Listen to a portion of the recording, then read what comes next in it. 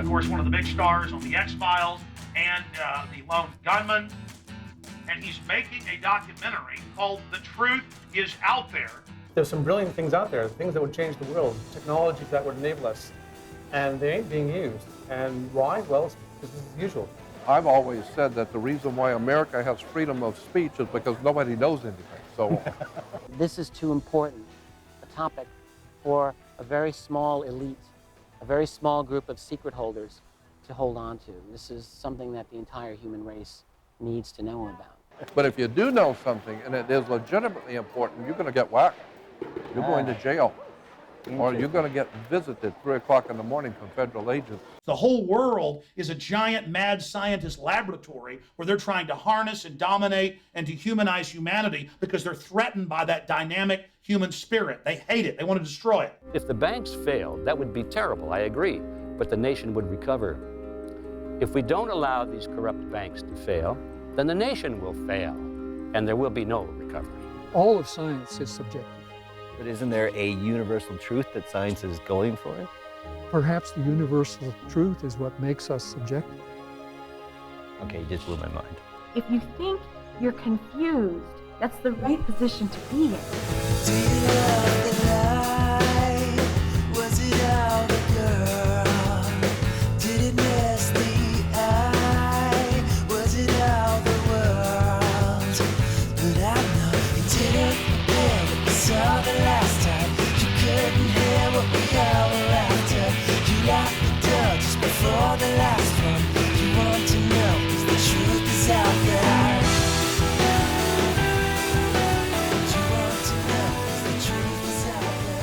At the moment, English is quite important in the world. Sure, it may not be. Maybe it may not be in 1,000 years, probably won't in 1,000 years' time, right?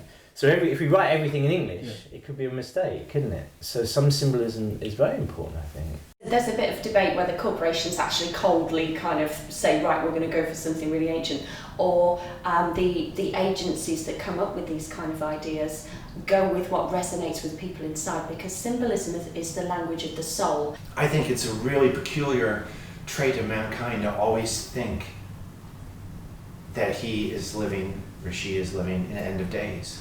Why? You just see one conspiracy after another, actually.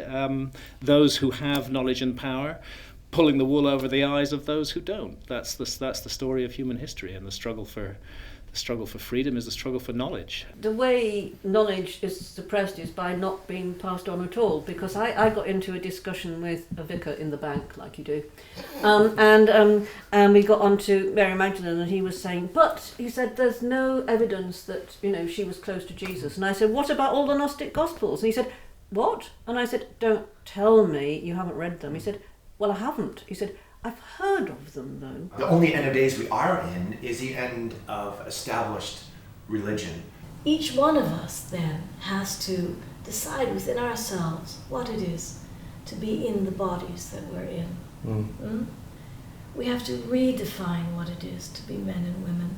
Too many people go through an educational system, they get a degree in something, they go, and 30 to 40 years later they're crushed because they realize I've spent my life doing a career that had nothing to do with me. Thomas Aquinas said the birth of philosophy is our sense of wonder, not our sense of certainty.